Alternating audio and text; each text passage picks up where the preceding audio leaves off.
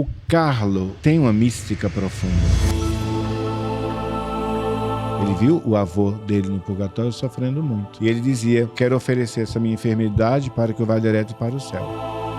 Mas Carlo tinha muitas visões? Tinha.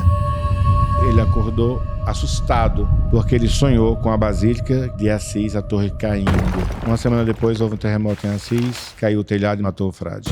Eu recebi aqui uma visita de um casal de idosos e eles sofreram uma invasão de 3 bandidos fortemente armados. E ao sair para pedir socorro, ela se encontra com um jovem que a abraçou e disse, vem cuidar de você, dará tudo certo. Era o Carlo Acutis. O menino Yuri tinha 10 anos, leucemia. Ela olhou, tinha um rapaz do lado de Yuri, de calça jeans, camiseta vermelha. E o menino ficou curado? Tinha milagre de todo tipo. E todo mundo atribuindo os milagres ao Carlo. Sim, porque pediram. Aí eu postei. Carlo acaba de ser exumado. Seu corpo está incorrupto. Em meia hora, estava traduzido para todas as línguas possíveis e imagináveis. Então, eu vou insistir. Eu posso dizer que o senhor é responsável por Carlo Acutis ser santo hoje. Então eu trouxe a relíquia, coloquei no relicário. Aí eu pensei assim, né? A gente tá tão longe de Roma. Ninguém vai saber. Se eu der uma bençãozinha com a relíquia... O senhor está me dizendo que o milagre foi com um gesto proibido? Não digo proibido, eu digo... Cuidado, se cortou? Eu fui fazer uma pergunta difícil. A grande responsável pela canonização do Carlo foi Nossa Senhora Aparecida, que não só nos deu milagre no Brasil, nos deu um milagre em Campo Grande e aqui, nessa paróquia, que eu nunca pensei que o milagre pudesse acontecer aqui na nossa paróquia. Né? O primeiro santuário no mundo. Nesse 12 de outubro agora, sim. a capela onde aconteceu o milagre com o menino Mateus passa a ser um santuário. Santuário de Nossa Senhora Aparecida e São Carlo Acutis. No final da missa eu fui dar a bênção com a relíquia e eu vi que o Mateus veio com o avô. E isso me lembra bem desse parar de vomitar. Foi que a mãe dele entrou em contato comigo dizendo que aconteceu alguma coisa, que o menino não tinha vomitado. Aí a gente pôs esse RIC aqui, nesse lugar, para marcar bem. Aqui estava o menino e aqui aconteceu o milagre. Calma, o episódio já está começando, mas antes eu queria dar um recado importante para você. 80% das pessoas que assistem ao Em 3 Atos não estão inscritas no nosso canal. É tão importante para nós e tão simples para você. É só você apertar no botão se inscrever. Isso nos ajuda demais. Eu te agradeço. Se inscreve agora. E se você quiser, compartilha com alguém que você acha que vai gostar do episódio, que isso também nos ajuda muito. Calma, não pula não. Fica mais um instante porque eu tenho um outro recado. Se você quiser estudar comigo, eu queria te mostrar um curso que eu acho que você vai gostar. Aparecida o curso. São 12 episódios com mais de 6 horas de aula contando cada detalhe sobre a história de Nossa Senhora Aparecida. Os detalhes do curso estão aqui na descrição, é só clicar e você vai lá para conhecer. Então, vamos para o primeiro ato. Amazing Grace, how sweet the sound that saved. O senhor foi difícil, hein, Paulo? O senhor não teve jeito de ir lá em São Paulo, né? É verdade. Não gosta de avião? Não, eu não gosto de viajar. Dificilmente eu viajo. Não gosta de sair da paróquia? Não gosto de sair da paróquia. Porque o pastor não abandona seu rebanho nunca? Também por isso, mas não só por isso. O dia a dia aqui é muito corrido, entende? O senhor gosta de cidade, gosto mas de vai cidade. pouco a São Paulo. Gosto de cidade grande. O senhor prefere Roma, né? Roma tem seus encantos. Roma tem seus encantos. Quantas vezes você já foi ao Vaticano, a Roma? Olha, várias vezes, vários anos. Eu já perdi a conta, graças a Deus. Mas assim, eu não gosto do espaço do Vaticano, desse espaço assim, porque é um espaço muito de trabalho, etc. E tal. Eu gosto de andar pelas ruas de Roma, né? Olhar Quanto Roma, menorzinho, melhor? Aqueles lugares, né? Aquelas belezas que a gente que passa no dia a dia despercebido. Eu não sou grande conhecedor, mas eu gosto de ver. As pontes, os anjinhos, assim, aquelas esculturas bem simples, bem singelas. O senhor gosta de tomar um vinho lá no Trastevere? Sim, vinho é tudo de bom, né? O vinho é tão bom, que no Antigo Testamento, na cultura judaica, religiosa do Antigo Testamento, tem uma parte que diz assim, quando Deus quer retirar a bênção de alguém, Então, esse alguém vai beber, mas não vai se alegrar. Imagina você tomar um bom vinho e não se alegrar.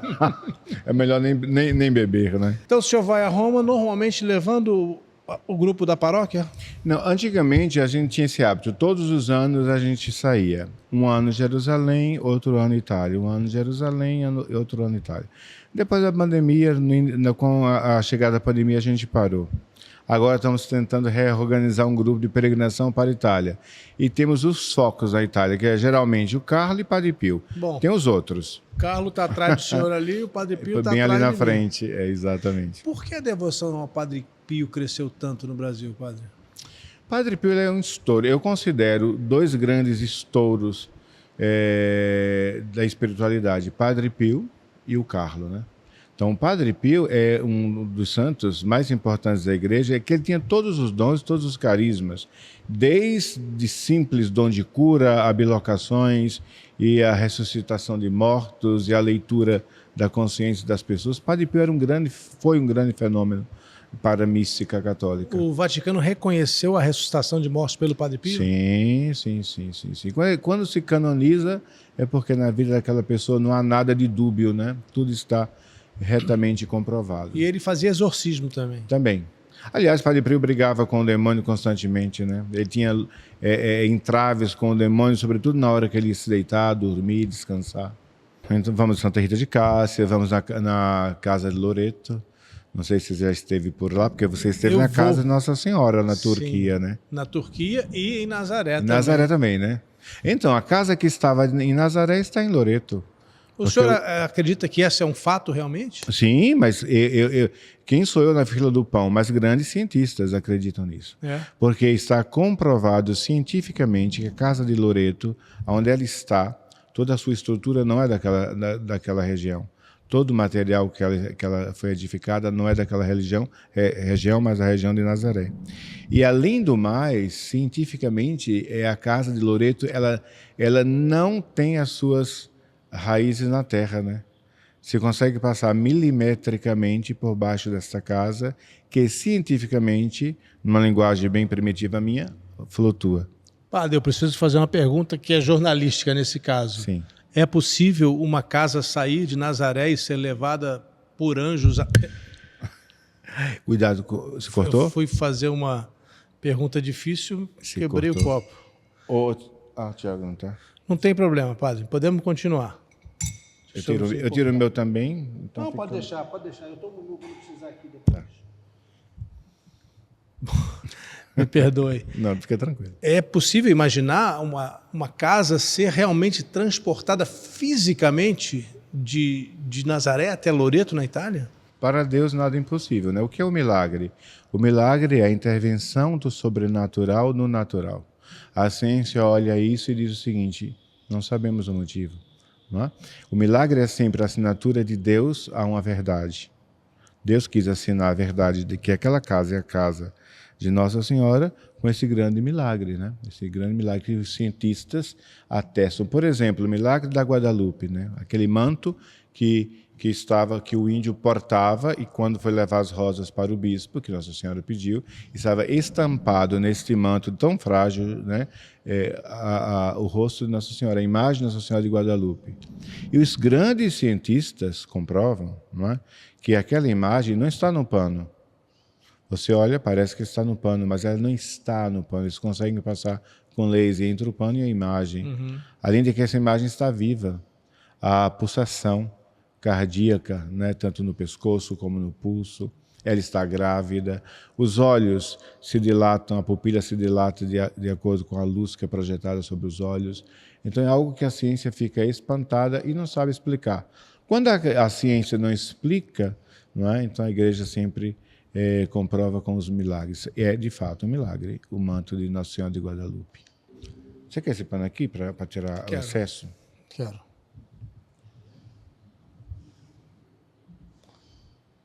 O senhor acha que foi a minha pergunta que derrubou o copo? Eu não sei como você perguntou, no seu coração, como você perguntou, não arrisco de responder. Eu pergunto, padre, porque... Está sendo gravado? Tá. Está sempre sendo gravado. Eu pergunto porque algumas pessoas questionam. Sim, e eu sim, gostaria de ouvir do senhor, que esteve lá e que tem uma relação muito próxima com um outro milagre, que nós vamos falar daqui a pouco. O que é que o senhor pensa sobre isso? Queria ser a narrativa. Então, tem uma narrativa difundida que foi uma família De Angelis. A família Eu que escutei teria um essa sobrenome história. De Angelis, que seria levado à casa de Nazaré. Isso é uma coisa estapafúrdia, né? É melhor acreditar. É mais fácil acreditar que os anjos levaram a casa para Loreto do que acreditar numa narrativa tão esdrúxula como essa dos anjos, dessa família levar os tijolinhos. esdrúxula, Não é? que a família De Ainda montar, Angelis- feito Lego. Como se fosse uma casa de Lego. Padre, a gente está falando de milagre. O que aconteceu nesse dia? Muito bem. Essa foto na verdade foi o seguinte, foi na abertura do processo. Essa foto aqui foi da O abertura. milagre já tinha acontecido. Já tinha acontecido. É o menino Mateus. Então, o que aconteceu nesse dia foi o seguinte, já há 7 anos o milagre estava em Roma, o possível milagre, nós chamamos possíveis milagres, aqueles que não são reconhecidos oficialmente. Então o Vaticano aceitou esse milagre para ser analisado e depois esse milagre foi aprovado. Então que foi na missa solene de abertura do processo. As duas aqui. As duas, tá? E quem está desse lado de cá, licença, do lado de cá é a família, tá? O irmãozinho, o avô já falecido, a mãe já falecida e a avó. E aqui nós temos as duas médicas que trabalharam no processo no processo diocesano. Padre, o senhor falou a mãe faleceu e o avô faleceu também depois do milagre. Sim. O que houve? O avô já estava debilitado e a mãe teve problemas respiratórios e estava fora de Campo Grande, em Goiás, e veio a falecer. Que tristeza. Então o Mateus está com a avó dele agora. Mora com a avó e tem os tios, né, que também dão todo um apoio. Então esse dia foi o dia quando foi iniciado o processo Foi de a abertura do processo de beatificação. beatificação. Porque quando Roma escolheu o milagre, é esse aqui que a gente vai analisar, aí pediu que o arcebispo daqui abrisse um tribunal. Abrisse um tribunal eclesiástico para esse tribunal averiguar. A primeira averiguação tem que ser aqui. Averiguar o que aconteceu com os médicos, com os novos médicos fazendo novos exames, com as testemunhas, com a família, com tudo. Então, para este tribunal diocesano, foi nomeado o Frei Moacir Malaquias. Frei Moacir, que é um franciscano que trabalhou muitos anos na Sacra Rota Romana, que equivale a um Supremo Tribunal. É o nosso Supremo Tribunal em Roma. Sacra Rota Romana. Então, um frade muito experiente. E ele foi nomeado juiz desse tribunal. Tivemos 2 notários, que eram pré-diáconos, depois eles se tornaram diáconos, 2 notários. Tivemos um assistente do juiz, o padre Pedro Manioto, e foi nesse momento que eu fui nomeado vice-postulador da causa. Vice-postulador. Da causa. Quem era o postulador? O Nicola Gori. Nicola Gori era um amigo próximo da Dona Antônia, da época de faculdade, que já trabalhava no Observatório Romano, no Vaticano. Então, porque é interessante, e você me atrapalha, porque eu também falo, vem as lembranças, se não esqueço. Por favor. Assim, usando um hipérbole, a igreja oficial ela não tem interesse nenhum de canonizar esse ou aquele. Oficialmente, a igreja não tem esse interesse. Quem tem o interesse? O dono do santo, né? Por exemplo, os salesianos, do grande Dom Bosco. Mas a mamãe Margarida, a mãe de Dom Bosco, nunca foi beatificada nem canonizada. Quem tem interesse de beatificar ou canonizar, primeiro vai averiguar se realmente ela é uma pessoa que preenche os requisitos. São os salesianos, é a família salesiana. E no caso do Carlo, quem tinha interesse em canonizar A o Carlo? Associação Carla Cutz, que por trás estava a própria família, dito Dona Antônia. Entendeu? Mas por que Dona Antônia se sentiu impulsionada a isto? Porque, primeira coisa, de alguém que possa ser candidato à beatificação é a fama de santidade. Fama de santidade. E ela é natural. É o que nós chamamos sensus fidei. Deus coloca nas pessoas simples um certo senso que as pessoas percebem. Por isso, no funeral do Carlos, a igreja de Santa Maria Secreta estava superlotada. Dona Antônia me falou que não sabia de onde veio tanta gente. Tinha imigrantes, tinha pobres, tinha budistas, tinha hinduístas, tinha os amigos, tinha um monte. As pessoas ficaram para o lado de fora. E Carlos era um menino que andava de bicicleta, ia para cá, ia para lá. Mas ele não tinha esse povo todo que Dona Antônia se assustou. E as pessoas ali, todas atestavam que o Carlos era diferente. Então, após a morte, após o enterro, surge no meio das pessoas há no Carlos uma fama de santidade. Eu estive em Assis em 2010. Eu vou conhecer o Carlos só em 2011. Mas em 2010, em 2010 eu estava em Roma na visita ad limina apostolorum, que é a visita que os bispos devem fazer ao túmulo de São Pedro, ad limina ao túmulo. E eu fui com o meu bispo, o anterior, Dom Vitório. Eu cheguei uma semana antes, etc. E teve um momento de passeio que os bispos queriam ir para Assis. Eu não quis ir para Assis, eu quis ir para Padre Pio, né? Porque o corpo de Padre Pio tinha sido exposto recentemente. Então, eu não queria ir para Assis, nem conheci o Carlos. Mas, no primeiro semestre de 2011, eu estive em Assis, com a paróquia em peregrinação, e o rapaz, o guia, disse: padre, aqui tem um jovem que tem uma certa fama de santidade. Eu nem fui atrás. No cemitério de Assis. No cemitério de Assis. Eu nem fui atrás disso, porque até minha mãe tem a fama de santidade. Ou seja, fulano é muito boa, fulano deve estar no céu, etc. E tal. Então, até minha mãe tem fama de santidade, não desprezando a pessoa. Mas ele teve primeiro essa certa fama de santidade, por ali, por milhares. E o senhor não foi nessa vez? O senhor estava em Assis e não visitou o túmulo do Carlos? Não fui. É um jovem com fama de santidade, até minha mãe tem fama de santidade. E eu não fui, veja como Deus age interessante. No segundo semestre desse mesmo ano é que eu conheço o Carlos, através de um afilhado meu, Rodrigo Luna, que me manda um pequeno artigo sobre o Carlos, que estava começando na Itália. A coisa estava começando. E as pessoas podem dizer: mas padre, por que você diz que tudo começou aqui em Campo Grande e não na Itália? Você já tinha... Tá. O movimento na Itália foi um movimento moroso e natural. Tá? No Brasil, nós somos mais afoitos, nós somos mais quentes. Então, a divulgação aqui foi maciça. Em 6 meses, Carlos estava... Que divulgação no Brasil, muitos já conheciam o Carlos aqui. De divulgação de quê?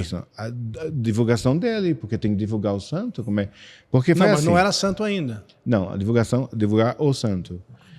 O que acontece? Acontece que esse meu amigo Rodrigo Luna, afilhado de Recife, me manda esse pequeno artigo em italiano sobre o Carlos. A Eucaristia, minha autoestrada para o céu. E eu gostei. Nossa, eu gostei, sobretudo, minha autoestrada para o céu, a Eucaristia. Eu fui com a cara do Carlos. Aí eu pesquisei, né? Encontrei o site da associação, que já tinha o site da associação. Tinha poucas fotos do Carlos, mas já tinha o site. E o site tinha o e-mail. E eu entrei em contato com o e-mail, e eu sei que eu entrei em contato diretamente com a Dona Antônia, porque era Dona Antônia, na verdade, o site era a Dona Antônia. E então, nesta conversa, eu disse: Dona Antônia, eu quero divulgar o Carlos. Porque o site, se você entrasse no site da associação, eles tinham uns santinhos do Carlos, tudo em italiano. Mas a coisa estava começando. Ele já era venerável? Não era. O processo estava começando em Milão. Mas já tinha alguma coisa. Tá? E eu olhei e vi, Dona Antônia, eu quero divulgar o Carlos aqui no Brasil. Ela ficou super feliz. Mas não tinha, naquela época, ninguém ao lado de Dona Antônia, padres, bispos, não tinha isso. Eu posso dizer que o senhor é responsável pelo Carlos ser santo hoje? Não, eu não vou chegar à petulância de dizer isto. Agora, o que eu posso dizer é o seguinte: sem o Brasil, o Carlos até seria canonizado, mas as coisas seriam morosas. Não teria sido ainda? Rapidamente não, porque nós somos diferentes. O povo brasileiro, olha, para você ter a ideia, a divulgação do Carlos no Brasil começa em 2011, no segundo semestre. Porque no primeiro semestre alguém me fala que tinha um santo em Assis e eu nem quis saber. No segundo semestre, meu afilhado Rodrigo Luna me manda esse pequeno artigo. E eu entro em contato com a Dona Antônia e a gente começa a conversar. 2011, segundo semestre. Esse mesmo Aí o senhor foi visitá-la? Isso mesmo. Isso aí foi em outro momento, não foi nesse momento, não. Mas em 2012... Isso aqui quando é? É noutras viagens. Eu acho que não é no mesmo... No primeiro momento que eu encontrei Então, Antônio, o primeiro não. momento terá sido esse? Não, esse é o mesmo esse aqui. É da mesma época? Dá licença. A gente vai ficando velho, vai ficando... Esse aqui é... Não, esse aqui foi um almoço. Esse. Não é neve, isso aí é areia. Parece neve, né? É. Mas não é neve, não, é areia. Foi em outro momento. Não me lembro, acho que... Então foram vários, porque eu muitos ia todos encontros. Os anos. Desde Às quando vezes, você começou aí? 2011, 2012. Todos os anos. O padre... Às vezes 2 vezes ao ano. Às vezes 2 vezes ao ano eu ia. O padre Fábio Vieira, quando conversei com ele, me contou sobre o encontro e disse que estava com o senhor. Sim, ele foi comigo. Na primeira vez que o senhor esteve primeira com ela. vez. Ele me deu a entender, se eu não entendi mal, que foi um pouco casual esse primeiro encontro. Não foi. Foi combinado. Foi assim.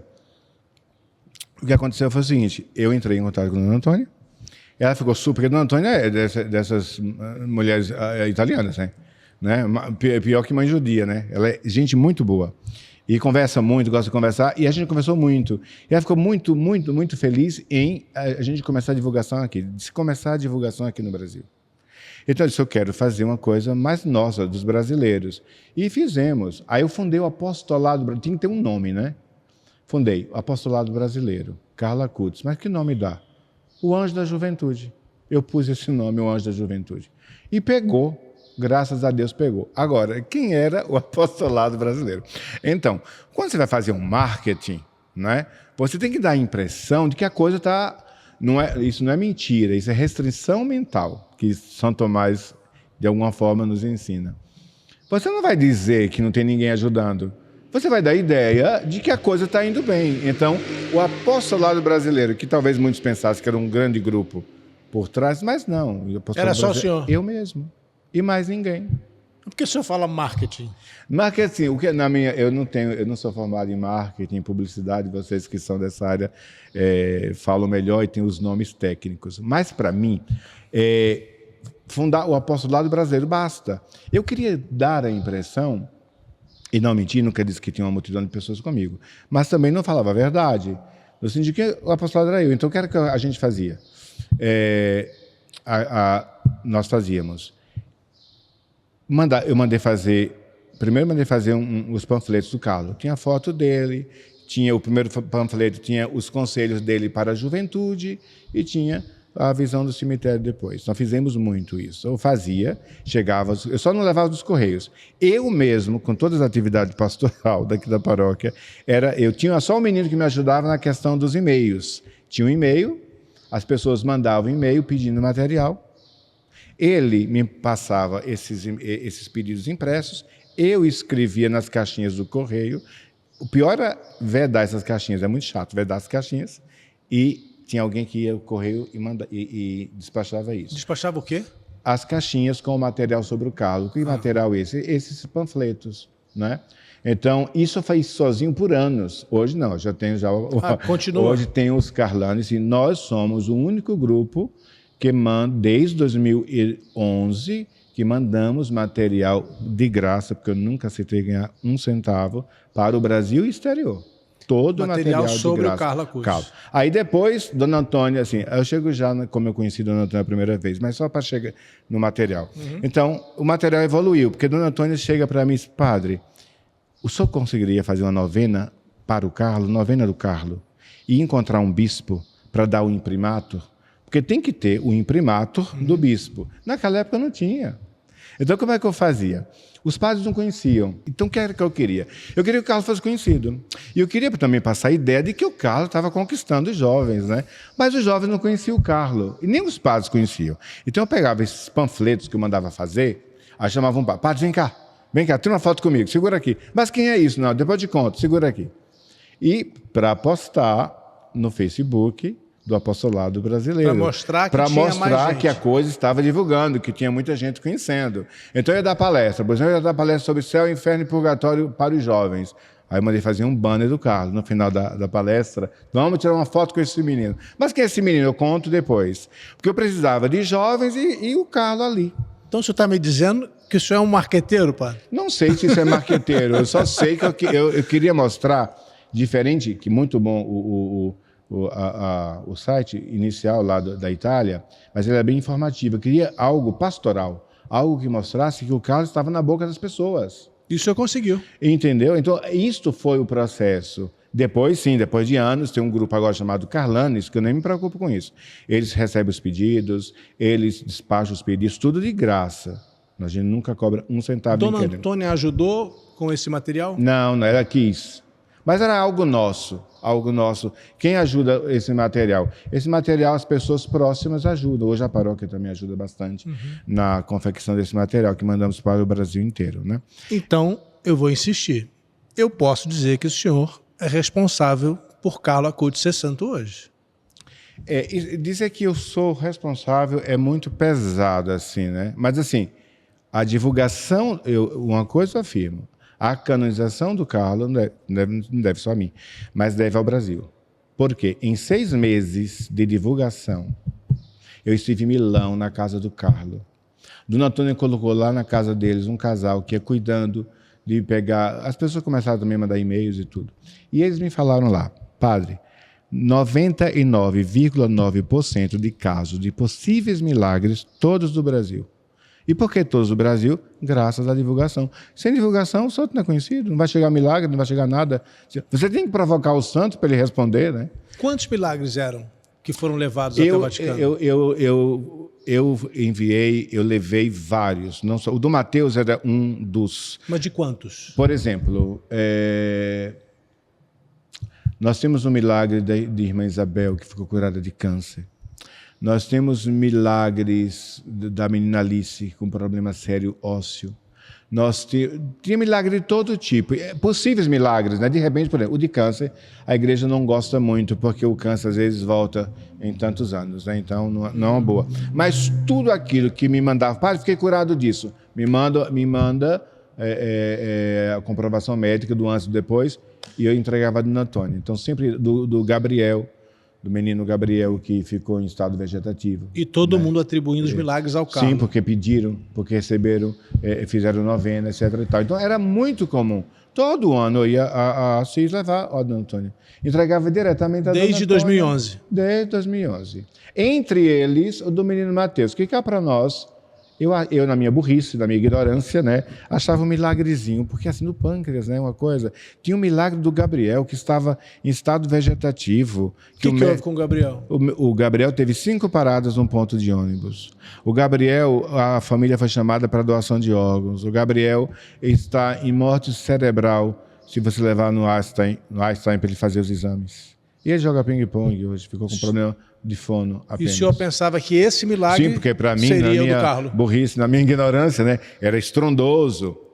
Só que a igreja também cataloga milagres. Então, o milagre de primeiro grau é aquele milagre que é fantástico. O de Mateus era, só que eu não compreendi isso. O que aconteceu com Mateus? Ele podia ter ficado curado com a cirurgia. Só que ele não podia fazer a cirurgia, tinha 3 anos. Ele vomitava sempre, ele estava desnutrido, o menino ia morrer. Então, essa é a minha pergunta. O que aconteceu aqui no dia 12 de outubro de 2013? Então, foi nesse dia 12 de outubro de 2013 que ocorreu aqui o primeiro congresso eucarístico. Que o tema foi o Carlo. Trouxemos um cardeal, o cardeal do Rio veio. Dona Antônia participou por videoconferência, que ela estava bem engajada na coisa. E no dia 12 de outubro, porque o Carlo gosta do Brasil, Carlo morre no dia 12 de outubro. Dia 12 de outubro é aberto o processo em Milão. Outro 12 de outubro? Sim, outro 12 de outubro. O processo dele é aberto em Milão no dia 12 de outubro. No dia 12 de outubro, ele realiza um milagre aqui. No dia 12 de outubro é a sua festa canônica, a festa do Carlo é dia de Nossa Senhora. E no dia 7 de setembro é a sua canonização, tá? Mas no dia 12 de outubro, um dia comum. Então, dia 12 de outubro de 2013, nós tínhamos terminado de fazer um congresso eucarístico. O congresso eucarístico, para mim, era um momento importante de a gente dar um boom no Carlo, que era muita gente. Então, tudo tinha Carlos, as bolsas, os nomes, tudo. Foi um trabalho de marketing, como você fala, maravilhoso. A gente não tinha tido ainda um negócio desse. Não fui eu que falei primeiro, foi o senhor. Viu? Se é que se chama isso. Mas, assim, o que acontece? Acontece que, tranquilamente, no 12 de outubro, a gente tinha o hábito de fazer o seguinte: 6h30 da manhã, no horário da morte do Carlos, a gente ia lá na Aparecida e rezava um terço na gruta. Na Capela de Aparecida aqui em a Capela do Campo Milagre Grande. aqui.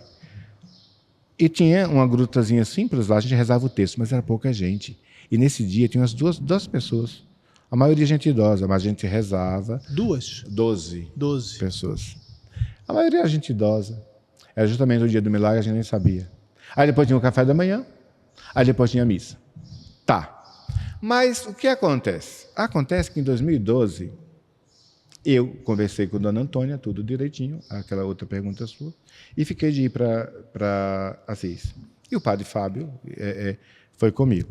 Então, eu já tinha entrado em contato com a dona Antônia, ela estava nos esperando, e chegamos em Assis, e ela foi nos receber, nos pegou lá perto da Basílica de São Francisco, e ficamos perto de Santa Clara, no hotel que tem ali do lado. Por que o padre Fábio Vieira foi nessa viagem com o senhor? Ele foi por ir, porque até então ele não estava envolvido em nada em relação ao Carlos.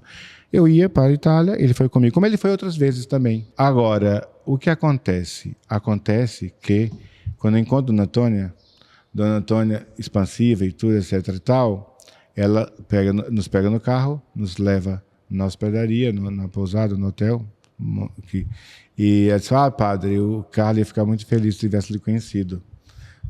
Muito interessante isso, né? Claro, né? Fiquei todo fofo, né? O microfone. Todo contente, né? Porque o Carlos gostava de como é? De padre assim, do feito senhor, etc e tal. Tá. Mas desde o início, parecia que a gente já se conhecia há muito tempo. E a partir daí, sim. Então, a partir daí começou essa interação entre ela e nós. Foi nesta viagem, quando eu conheci Dona Antônia, que fomos na casa do Carlos, porque ela tem 2 casas. Em 2012, foram à casa de Assis? Sim. Foi a primeira vez que eu conheci Dona Antônia. Fomos em Assis. Então, eu estou pensando porque as lembranças se misturam. E fomos lá. E na casa do Carlos, o Carlos tinha uma casa onde eles moravam, que só tinha um Carlos na vida deles, né? Ela não podia ter mais filhos. Depois da morte, o primeiro milagre do Carlos, eu acho que foi fazer isso quando Dona Antônia teve gêmeos, a Francesca e o Michele. E ela tem uma nova casa, uma casa maior para os meninos. E fomos nessa casa onde o Carlos viveu, onde o Carlos ficava em Assis. E lá, com muita simplicidade, ela pegou uma tesoura, cortou um pedaço da camisa do Carlos, uma camisa creme, que na verdade nunca viu o Carlos com ela, e me deu um pedacinho. Parece o Carlos. Fiquei feliz. Uma relíquia de 2º grau. 2º grau. Fiquei feliz da vida. Só que o Carlos não era servo de Deus ainda, e nem tão pouco venerável. Então, Carlos, eu não podia, a relíquia não podia ser venerada, não podia nada com a relíquia, tinha que ter e guardar, né? Então, eu trouxe a relíquia, coloquei no relicário, aí eu pensei assim, né? A gente está tão longe de Roma, né? Ninguém vai saber. Se eu der uma bençãozinha com a relíquia, né? O mundo não vai cair, não vai atrapalhar a vida de ninguém. Não é nenhum pecado. Não é nenhum pecado mortal, né? Então, no dia 12 de outubro seguinte... 2013. 2012, porque eu fui em junho, se não estou enganado, em junho. Aí, foi a primeira vez que eu dei a benção com a relíquia. Eu disse: olha, ninguém tira foto, ninguém guarda o celular, que eu vou dar a benção, que eu não posso mostrar a relíquia. Aí o Papa não pode saber. O Papa não pode saber. Aí pronto. E dei a benção, foi tudo tranquilo, etc e tal. No outro ano, 2013, foi o ano do milagre. Já podia? Não, também não podia. Ele não era venerável ainda. O senhor está me dizendo que o milagre foi com um gesto proibido? Não digo proibido, eu digo... não, eu não, proibido não foi tão... Mas assim... Houve um milagre. Se não tivesse feito, talvez o milagre não tivesse acontecido, né? Então, nesse dia 12 de outubro de 2013, novamente, eu dei a bênção com a relíquia e pedi para as pessoas não divulgarem, não tirarem fotos, porque era uma coisa privada, em privado, né? Então, em privado, não há problema. O menino estava na missa, com a toalhinha, que ele vomitava muito, e o avô dele, o seu Elias, disse para o menino, vamos, peça. Eu peço o quê? Peça para parar de vomitar. Aí, ele foi. E ao chegar, ele tocou na relíquia e disse, parar de vomitar. E nunca mais vomitou. Mateus disse? Isso. Tinha 3 Parar anos. de vomitar? Parar de vomitar. E nunca mais vomitou. Chegou em casa, comeu bastante, estava com muita fome. A Luciana entrou em contato comigo no outro dia. Padre, conseguimos uma graça, o Mateus não vomitou mais. A mãe dele? Sim.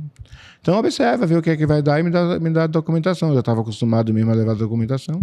Mas isso o senhor está falando como se fosse a coisa mais natural do mundo. Sim, porque na hora eu não acreditei. Assim. Eu acreditei em tudo. Pode ser, pode não ser. Então, também não fiz espanto. Parou, não. Guarda, espera. Se ele não vomitar mesmo, me dá os documentos. Aí não vomitou mais. No dia 11 de fevereiro do ano seguinte, de 2014, fizeram todos os exames. Realmente, o pâncreas não tinha nada. E aí, o senhor que abriu o processo aqui? Não, aí eu peguei, escuta só, eu peguei o material médico, mandei para Roma. Mais um. Rosa. Mandei para Roma. Entreguei a Dona Antônia. Na verdade, quando eu digo Roma, é Dona Antônia. O senhor mandou para Roma a documentação do milagre do Mateus? Mandei para Roma, entreguei a Dona Antônia em mãos. Era mais um. O senhor foi lá? Sim, todo ano eu ia e todo ano levava alguma coisa. Levava alguns milagres? Ou milagre, possíveis milagres. Qualquer coisa que a pessoa disse, olha, padre, eu fiquei curado, me dá a documentação, eu levo. Então, qualquer coisa, até coqueluche, não tem problema. Vamos ver no que dá. Então, tem documentação. O senhor não estava avaliando antes esse milagre? Não. Deixava para quem de direito, né? A pessoa que fazia o seu drama pessoal, padre, minha perna estava assim, estava assada, então me dá que eu levo para Roma, me dá o antes e o depois. Vai que. Aí ele ficou em Roma. 7 anos. Já estava lá há 7 anos. Ou seja, a gente já tinha um milagre, a gente não sabia.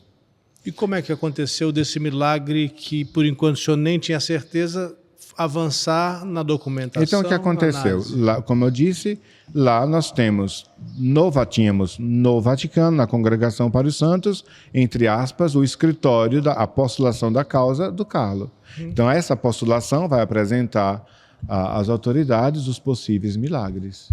Olha, aqui tem esse aqui, tem esse aqui, tem esse aqui. Tá. Entre esses possíveis milagres, estava o menino Mateus. Então, a Comissão Médica Científica do Vaticano, entre os outros, escolheu esse do menino Mateus para ser avaliado, que já estava lá há 7 anos. Né? Então, quando o Vaticano acolhe para avaliar, é um bom sinal. E se o Vaticano pedir novos exames, melhor ainda. E assim foi? E assim foi. Passou, o Dona Antônia entrou em contato e nós mandamos as documentações que eram devidas e a coisa foi. Né? Então, de Milão, depois do processo inicial de Milão, ele foi decretado servo de Deus. Aí, a postulação da causa de Milão cessou e foi para o Vaticano. Nicola Gori assume como postulador. Aí, no Vaticano, ele é declarado venerável. Aí eu podia já usar relíquia, né? Mas já não tem mais graça. Tá. Aí, aceito este milagre pela comissão médica, então faltava agora a comissão dos cardeais com o Papa e então foi definido a beatificação. Foi assim o processo. Quando é que entraram em cena os advogados do diabo? Não existem mais os advogados do diabo. No processo de canonização eles foram abolidos desde... Não teve? Não tem advogados do diabo. Como se tinha antes, eles foram abolidos desde as novas normas de canonização por João Paulo II. Não teve um contraditório? O contraditório é a própria equipe médica. A equipe médica do Vaticano é formada por todo tipo de gente, inclusive pessoas ateias. Então, eles fazem o papel do advogado do diabo. Não existe. Antigamente era uma pessoa mesmo, era alguém, como um promotor. O próprio diabo. Eles encarnavam o próprio diabo, ele ia encontrar, esmiuçar na sua vida qualquer coisa que não permitisse você ser canonizado. Por exemplo, São Lourenço. São Lourenço foi canonizado, ele foi assado numa grelha, o diácono São Lourenço. O advogado do diabo quis atrapalhar a canonização de São Lourenço, porque na hora que ele estava sendo, né, rodado na grelha, ele deu um gracejo para o algoz. Ele disse, esse lado já sou, põe outro. Isso é fato? Fato. Então, o advogado do diabo, olha, não tinha tanta piedade assim. Estava morrendo, ainda soltou uma gracinha. Ou seja, eu nunca seria canonizado, porque eu acho que você vai morrer, pelo menos vai morrer com bom humor, né? E como é que correu a notícia aqui em Campo Grande de que o menino Mateus, o milagre, tinha sido aceito pelo Vaticano? Saiu logo da imprensa. Antes que o senhor soubesse? Não. Eu soube antes. E aí? Fui comunicado. Fiquei super feliz, né? Agora a coisa vai. Então, aí... Mas, assim, antes disso, antes de marcar a beatificação, como eu falei, o Papa mandou que o nosso bispo constituísse um tribunal, que, primeiro, fosse visto aqui todo esse processo. Fosse analisado, visto. Foi quando o bispo colocou essa comissão, esse tribunal eclesiástico, e quem assumiu os trabalhos foi Frei Moacir. Frei Moacir, ele é muito experiente, ele ligou para mim, é uma pessoa muito boa. Ele disse, padre, eu serei o juiz da causa, e já vou lhe dizer, eu sou muito cético, eu não acredito muito nesse menino, não. Eu disse para ele, imagina, você não precisa acreditar, você fazendo a coisa direitinho e rápido, né, porque a gente quer rapidez na história, não tem problema nenhum, mas você vai ver, esse menino vai te passar uma rasteira. Você vai ver o que eu estou falando. Aí houve essa missa solene de abertura, e na terça-feira ia ter abertura do tribunal, que é esse pessoal, esses padres, que têm as suas coisas para fazer, mas estão designados a isso. A minha função como vice-postulador era fazer com que essas reuniões acontecessem, esses encontros, não é? E o que acontecia nesses encontros? Então, nesses encontros tinha um belo café da manhã, porque você pega as pessoas pela boca. Depois tinha as reuniões, tinha os testemunhos dos médicos, toda a família foi inquirida, a mãe, né? Então todo mundo foi ouvido, toda a equipe médica foi ouvida, novos exames, tudo isso minuciosamente, sob sigilo e sob juramento, né? Então faz o juramento e sob sigilo. A minha função era fazer com que essa reunião acontecesse. Mas na terça-feira queria abrir o tribunal, o Frei Malaquias, o juiz, ligou para mim na segunda noite, padre, amanhã eu não posso abrir o tribunal. Por quê, Frei? Porque eu perdi minha carteira com tudo, com todos os meus documentos, em tal supermercado, que é uma rede grande aqui em Campo Grande. Mas, se Carla Cutis entregar minha carteira com tudo dentro, sem tirar nada, se quem roubou eu devolver, eu acredito nele. Mas fica tranquilo, amanhã você está com a sua carteira. Pode. Ele estava sendo jocoso. Eu também fui também, né? Porque bala trocada não dói. E aí? Aí tá bem. Aí desliguei o telefone, e agora? Como é que eu posso prometer uma coisa que eu não vou fazer? O senhor fez aparecer uma carteira? Aí eu disse, Carlos, meu filho, aí é com você, né? O interesse é seu, não sou eu que estou no processo de canonização. O senhor rezou? Não. Conversou com o Carlos? Provoquei o Carlos. E eu disse, eu tenho o anjinho dele que estava no cemitério, aí eu ameacei, disse, olha, ou você faz ou eu quebro outro asinha do anjo, né? Porque o anjo tem uma asa quebrada e tem a outra inteira. Se você faz ou quebra outra asa. Mas não é brincadeira, né? No outro dia, Frei Moacir me liga, padre do céu. O senhor disse Malaquias, agora é Moacir. Frei Moacir Malaquias. Tá bem. Aí Frei Moacir disse, eu esqueço, estou velho. Ora, esqueço Moacir Malaquias. Aí, esse menino é bom mesmo. O que aconteceu? A mulher, foi uma mulher que me roubou, ela voltou no supermercado, deixou a carteira e tudo estava dentro. A gente viu pelas câmeras, está vendo? Você não precisa me favorecer, mas você precisa fazer com que o tribunal de fato aconteça. Então começou assim, o tribunal aqui com o empurrão do Carlos. Então nós trabalhamos exaustivamente, porque manter esse povo, fazer com que esses padres venham, com que a coisa aconteça. O médico que estava agendado não pôde vir. Aquela história toda, 1 ano e meio esse tribunal. Aí termina o tribunal, o que é que a gente faz? Tem que entregar a Roma. Tudo é fechado, tem uma cerimônia de fechamento, com selado, com aqueles selos assim, com aquela vela, com aquela cera, tudo empacotado. Fica aqui, uma cópia fica na Cúria, no arquivo secreto, e as 2 outras cópias devem chegar a Roma, na congregação para a causa dos santos, né? Estava tudo pronto, eu teria que ir para Roma levar este processo, né? Mas como ir para Roma, né? Como ir para São Paulo, né, Rodrigo? Você não gosta de Meu viajar. Deus, como é que eu faço ir para Roma, né? Levar isso, ir lá na congregação, meu Deus, porque você fica um tempo, eles abrem tudo, eles olham, vão fazer olhar se está faltando alguma coisa. Aí me lembrei que o padre Fábio, esse padre Fábio Vieira, ia para Portugal com a sua paróquia, peregrinação. Aí eu cheguei para o padre Fábio e disse, olha, você não levaria de Roma para a Itália? De Portugal? De Portugal para a Itália, o processo? Levo. Então, eu vou falar com o Dona Antônia e falo com o tribunal. Porque, na verdade, a pessoa que tinha que levar seria eu. Porque no processo estava meu nome, tudo em latim lá. Mas pode delegar outra pessoa, é só o tribunal aceitar e o tribunal não há problema nisso. Qualquer pessoa poderia levar, isso não é autorizado. A questão é não romper o selo o invólucro do material, e seja uma pessoa de confiança. E o que o senhor estava mandando, o processo? Todo o processo do Carlos. Esse que o senhor não me deixou ver? Sim, esse. eu não tenho nem autoridade mais sobre esse processo. Então, o padre Fábio aceitou, o tribunal aceitou, e o padre Fábio foi para a peregrinação em Portugal. Aí de Portugal, como já estava combinado, ele foi a Roma e ele entregou o processo na causa dos santos. Mas quando esse processo chegou ao Vaticano, ele já era considerado um milagre, não? Ele era um possível milagre ainda? Possível milagre, tá? Possível milagre. Não estava determinada a beatificação, não.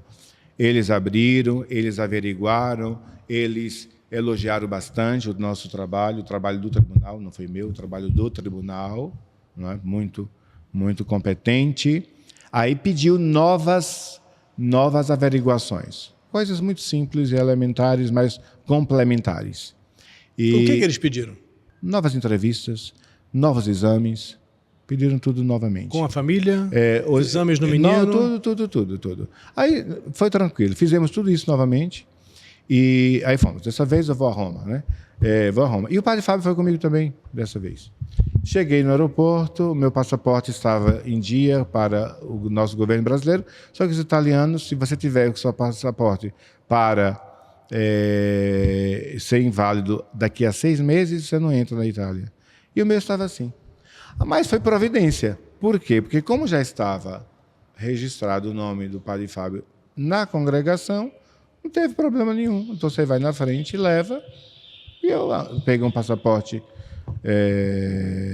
especialíssimo, porque não sei como a Polícia Federal me deu um passaporte de última hora assim. Mas deu, né? Mas tem que ter algo muito grave, muito sério, alguém morrendo e você está indo, né? Mas era sério. Só que a documentação que eu tinha era em latim. Então, eu peguei a foto da documentação, entreguei na Polícia Federal, não sei se eles entenderam ou não. Acho que para se livrar deram. Para se livrar, para não ter que traduzir, me deram. Aí no outro dia, cedinho, eu fui, então deu tudo certo.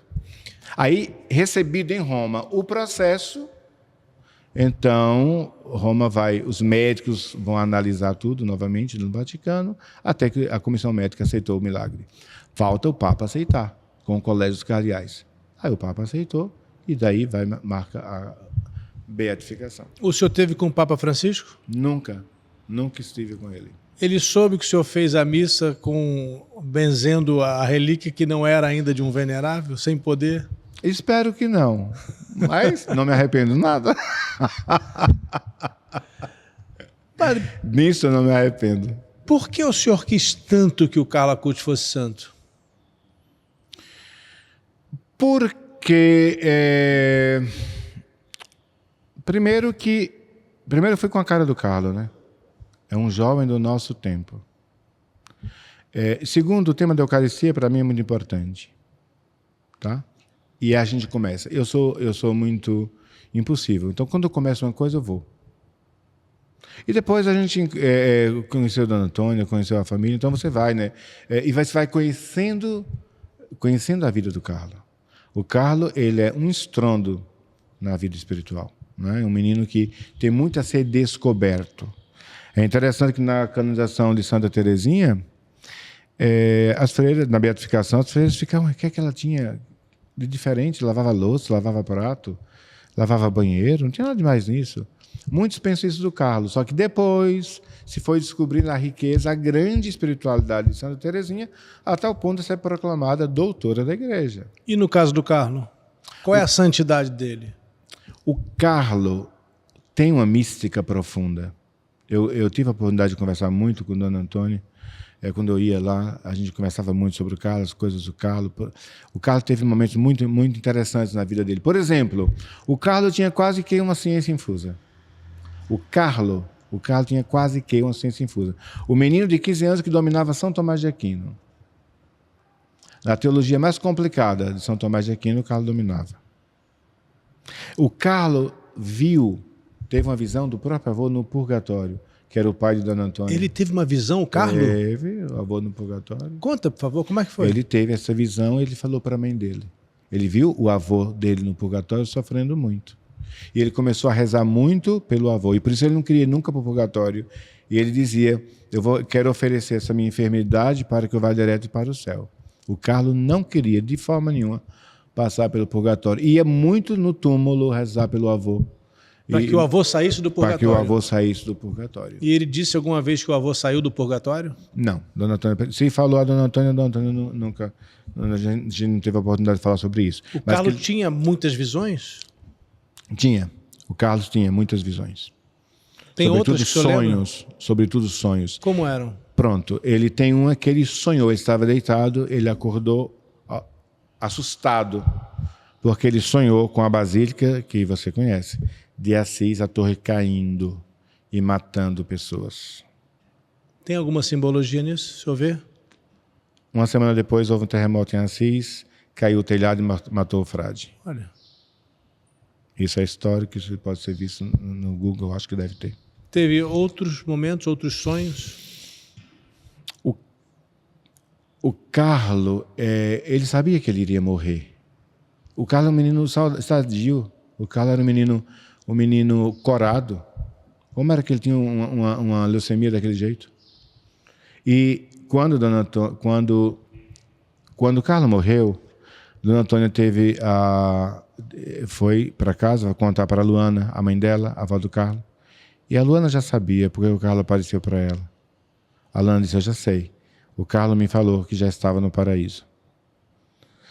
O Carlos sabia que ia morrer, tanto que ele deixou aquele vídeo icônico, estou destinado a morrer. Aquele vídeo estava no computador do Carlos. Então, ele tinha essas... Era como... o Carlos ligava para os amigos, não é? Os amigos estavam em dificuldade, em questões que não tinha dito a outrem. E o Carlos ligava, falava sobre a questão, e a pessoa ficava sem saber como é que o Carlos está sabendo disso.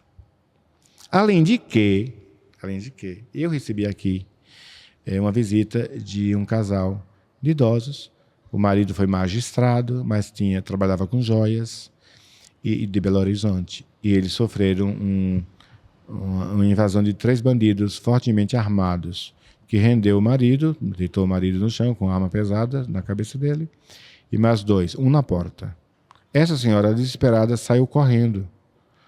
Não sabe como ela passou pelos bandidos. A gente já, como é que os bandidos deixaram ela passar.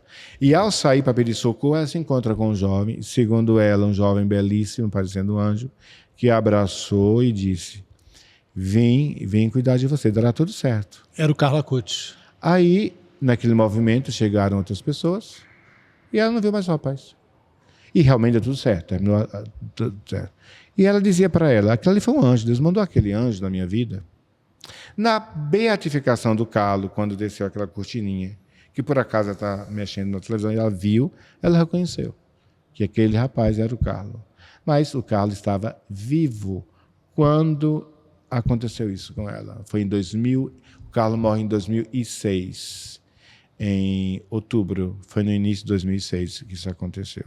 Quem é essa senhora? Eu tenho no arquivo... É daqui, de Campo Grande? Belo Horizonte. Belo Horizonte. Vieram aqui para rezar na Capela do Milagre. Ela contou esse fato a mim. O que ela conta, então, é que ela viu o Carlo Acutis vivo diante dela, quando o Carlo ainda estava vivo, mas na Itália. Sim. Isso para nós, na mística, tem nome, bilocação. Como Padre Pio bilocava. E estava em vários lugares ao mesmo tempo, sem sair de San Giovanni Rotondo. Nós temos este caso de uma senhora, eu não acredito, como eu já falei, não acredito que um casal idoso venha para Campo Grande mentir. Impossível, né? Então, tem prova? Se prova, tem coisas que não tem prova, né? Mas esses casos são pontuais. Por exemplo, o menino Yuri tinha 10 anos, leucemia, daqui de Campo Grande. Então, um amigo da família disse, olha, tem um padre que levou um rapaz que morreu de leucemia e que é santo. E ela se negou a receber o material online do Carlos. Porque para ela, o filho dela não tinha leucemia, os médicos estavam enganados. Mas já tinham sido feitos 2 exames, faltava fazer o exame decisivo. E essa pessoa chegou para mim e disse, padre, eu falei com ela, mas ela se recusa, ela disse que o filho dela não tem leucemia, parará, papapá, tá, tudo bem. Resultado, num domingo que eu tenho 5 missas, o resto 5 missas de domingo, e na segunda eu ia viajar para o Nordeste. Ele entra em contato comigo, padre, a mãe quer muito ver o senhor, que o senhor vá lá no hospital ver o filho dela. Eu fiquei, para dentro, danado. Né? Teve todo o tempo do mundo, gente. Eu não quis, agora quer, eu tenho 5 missas, ainda mais uma viagem, não sei o quê, né? Interiormente, né? Você fica, né? Toda vez que a gente... a pescaria é boa. Toda vez que acontece isso comigo, a pescaria é boa. Quando eu vou com má vontade, a pescaria é boa. Aí eu fui com má vontade, né? Todo o tempo que ela teve. Fui, cheguei, entreguei as novenas do Carlos. Tá, tudo bem, conversei com o menino. E ela agradeceu e eu vim embora. Viajei para o Nordeste. E esse rapaz que fez a ponte disse, padre, aconteceu uma história. Quando o senhor voltar, eu lhe conto. Mas o que ela queria? Por que ela chamou o senhor na casa dela? No hospital. No hospital. Na Santa Casa, 4º andar, no isolamento. Por quê? Para entregar as novenas do Carlos, que ela queria as novenas e ver o filho dela. E eu fui lá e entreguei as novenas, eu vi o filho dela, rezei, etc e tal. E fui embora. Só isso. Aí viajei e no meio do caminho o Newton, né, Newton, o nome deles, padre, tem uma coisa para lhe contar, depois ele fala, quando só chegar. Cheguei, frigir da história, no sábado, a mãe de Yuri estava na porta do quarto.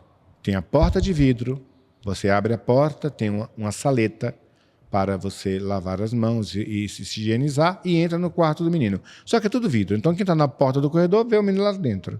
Ela estava na porta do corredor, desaparecendo a vida. Fez outra, olhava, via o Yuri lá no quarto. Numa dessas horas, ela olhou, tinha um rapaz do lado de Yuri. De calça jeans, camiseta vermelha. Todo mundo diz a mesma coisa, belo como um anjo. Ela olhou, aí entrou e o rapaz estava lá. Aí ela põe a mão no trinco para abrir a segunda porta, baixa a visão, quando entra não tem ninguém. E quando eu entrego os panfletos, ela reconhece que foi o Carlos. E o menino ficou curado? Não, o Yuri não ficou curado, não. O Yuri foi para São Paulo, teve todo um processo, o Yuri veio a falecer. A missa de Yuri foi aqui nessa paróquia, ela veio. Então, eu já fiz live e ela entrou, eu contei essa história. Mas a morte foi diferente. Os médicos que atenderam o Yuri, as pessoas que tiveram contato, tiveram uma visão diferente da vida, né? Capaz de repensarem a sua vida, repensarem suas escolhas. E hoje já tem um novo filhinho, está feliz da vida. Mas esse fato aconteceu. Nesse caso, o senhor diria que houve um milagre quando o Carlos visitou? Um milagre espiritual que é o mais importante. Em vez do milagre material, você ficar curado ou não de tal doença, mas quando vidas são transformadas, isso é um grande milagre, né? Quando você muda a sua rota, né? Uma rota que não ia te levar para o bom caminho, para um lugar, sei lá, para a tua felicidade, de repente você se encontra com a luz, que não é fácil, a gente tem resistência. O maior milagre é esse milagre espiritual. Mas não é comum. Teve um artista italiano chamado Ferdi Sapio. Dona Antônia conheceu muito bem Ferdi Sapio. Eu conversei com Ferdi Sapio. Não tinha nem Instagram, era MSN. Ele fazia shows na Itália. Terminou um show dele, foi tomar banho, terminou de tomar banho, estava se vestindo, tinha um vidro grande assim. Quando ele olha, tem um rapaz iluminado atrás dele. Bastou essa visão para mudar a vida dele. Ele se olha, se vira, não tem ninguém. Como é que o senhor explica essas aparições de Carla Acutis? Uma grande demonstração de amor pela gente. Não é você que escolhe o Carlos, é o Carlos que escolhe você. E eu tenho mais, não posso provar nada, tá? eu tenho a impressão, porque eu ia todos os anos, e eu fazia o quê? Ficava sentado no túmulo. Do Carlo? Sim, eu ficava sentado. Eu ia lá para vê-lo. 3 dias que eu ia lá, 3 dias eu ficava no túmulo. Me levantava, tomava um bom café da manhã, ia para o cemitério, ficava sentado no túmulo. Conversava. Meio-dia. O senhor conversava com o Carlo? Conversava. E o senhor ouvia a resposta? Nadinha mais que fazia a minha parte. Se ele não fez a dele, mas ele fala, sempre tem uma forma de responder. Aí meio-dia ia almoçar com a dona Antônia. Aí ele falava do Carlo. Aí ia para o hotel, descansava um pouquinho, ia para o cemitério. Perto de fechar o cemitério, ia embora. E eu tenho uma certeza absoluta. Isso é minha, coisa minha. As pessoas podem dizer, isso é exagero, isso não acredito. Cada um acredita no que é. Não fui eu que escolhi o Carlo me escolheu. Eu tenho convicção disto. Então, e se qualquer pessoa, se você se sente atraído pelo Carlo, sabe, primeiro o Carlo lhe escolheu. Porque ele tem algo para você. Né? O senhor eu acha que acredito nisto. O senhor diria que o Carlo é um anjo? O Carlo é como um anjo que aparece para as pessoas? Não. O anjo é de outra natureza. O Carlo é uma pessoa como nós, que viveu esta vida, que escolheu a melhor parte para ele, né, que nos mostra que é possível o céu, porque a gente, quando fala de céu, acha uma coisa tão longe, quando, na verdade, nós que temos fé e acreditamos, nós só temos 2 caminhos após a morte, o céu e o inferno. Então, nós que acreditamos.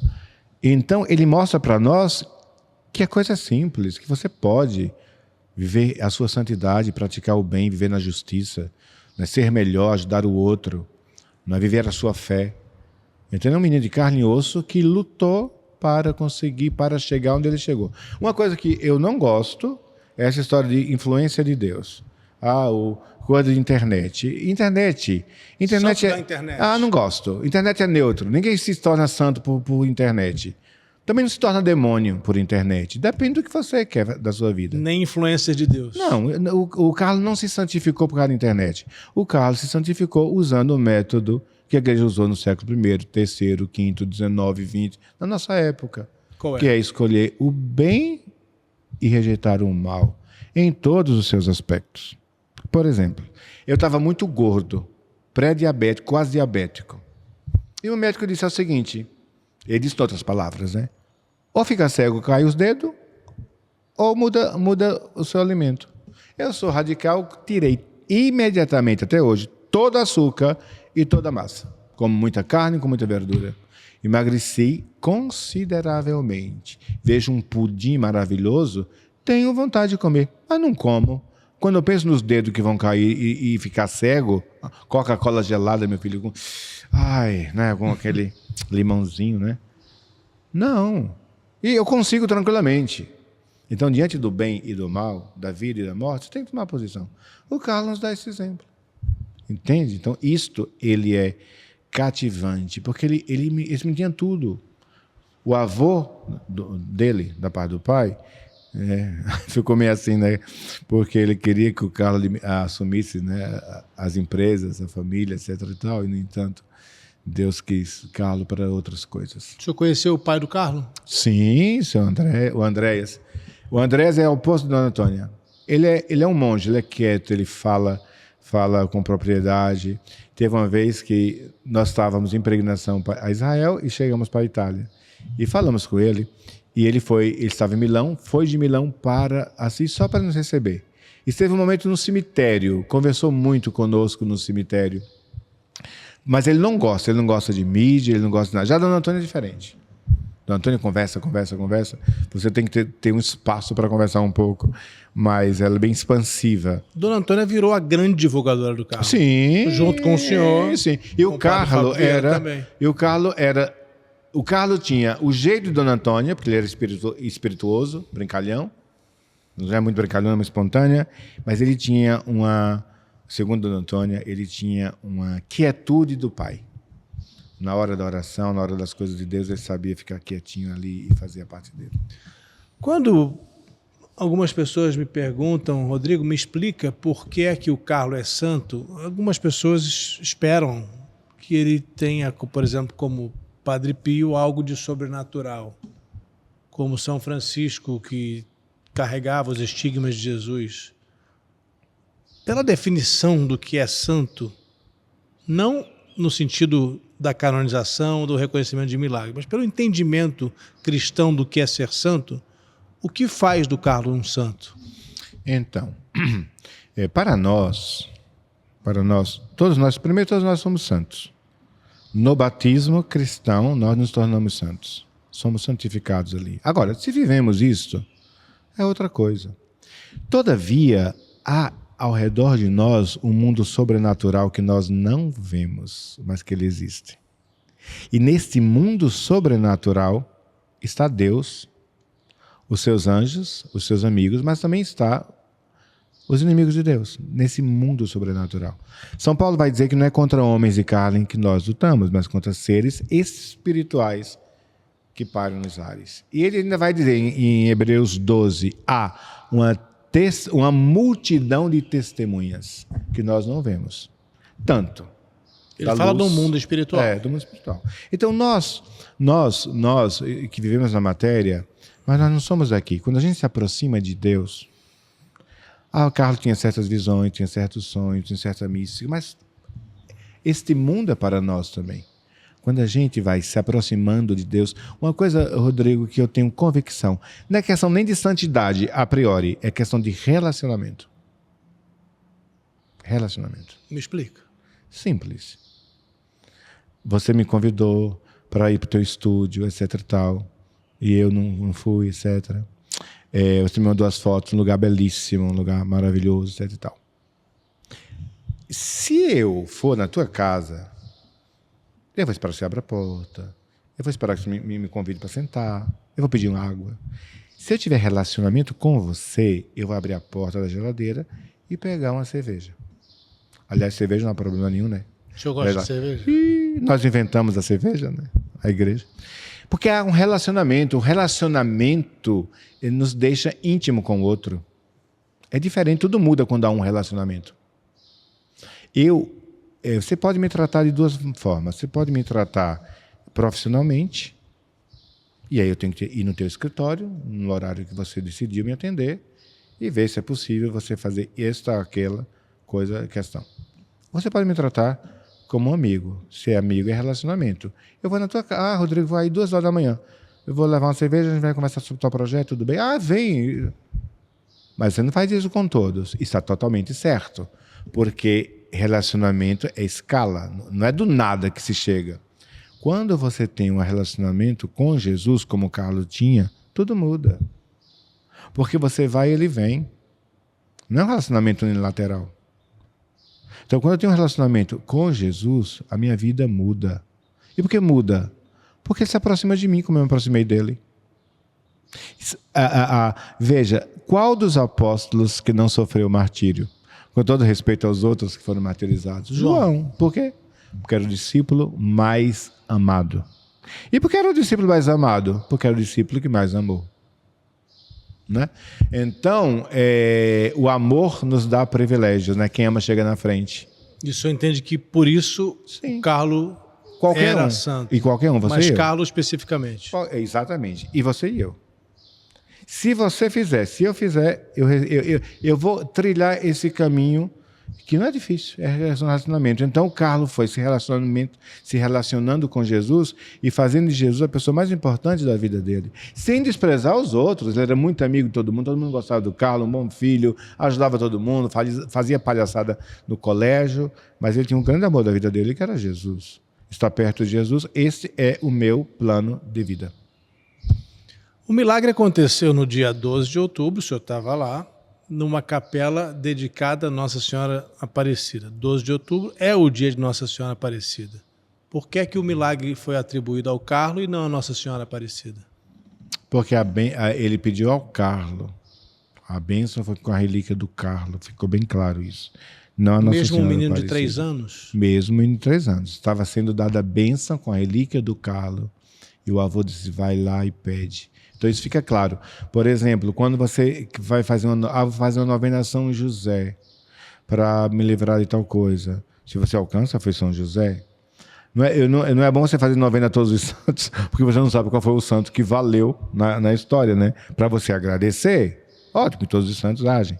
Mas isso inequivocamente foi, de fato, Carla Acutis, porque não tem dúvida em relação a isso. E Nossa Senhora assim quis, né? Porque os sinais da presença de Nossa Senhora Aparecida, não é? No dia 12 de outubro, na vida do Carlos, é o sinal que Dona Antônia disse para mim. É um mistério. A ligação que o Carlos tem com o Brasil é um mistério. Com o Brasil e com Nossa Senhora Aparecida. E com Nossa Senhora Aparecida. Porque, veja, a canonização foi uma menina lá de Firenze.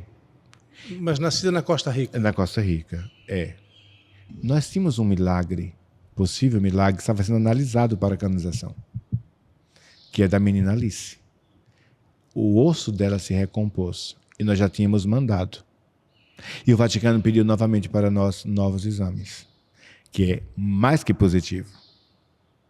Eu pensava que o milagre da canonização seria de novo daqui. Ai, padre, não estou sendo presunçoso. Aconteceu o fato, mandamos para Roma, Roma gostou e pediu novos exames. Então, fiquei na expectativa. Ótimo, porque não foi, porque a gente não vai abarcar tudo. Por que não foi? Porque a de Firenze estava à frente, eu não sabia, de repente. No tempo, chegou mais cedo. Não sei, não sei. Mas foi bom porque senão a gente ia ficar muito orgulhoso com 2 milagres no mesmo lugar, no Brasil, na mesma paróquia. Mas eu quero dizer que quando o Vaticano pede novos exames é porque a coisa está bem, está boa. Uhum. E veio de Firenze. Só que a diferença é interessante, é diferente. Porque aconteceu na menina. O nosso milagre aconteceu num lugar sagrado. No momento litúrgico. Eu quero visitar o lugar do milagre da canonização. Não existe. O da beatificação é aqui. Eu quero visitar o milagre, aconteceu o milagre, é aqui. Então, muitos dizem, depois da canonização, o Carlos vai ficar... realmente, a coisa fica comum. Ninguém vai estar chamando a gente toda hora para fazer podcast. Porque a coisa já ficou normal. Todavia, aqui sempre será novo. Porque aqui aconteceu o milagre. E acontece, aonde acontece um, acontece outros. Porque Deus assina o culto com milagres. Como foi o milagre da menina Alice? Ela tinha um problema ósseo.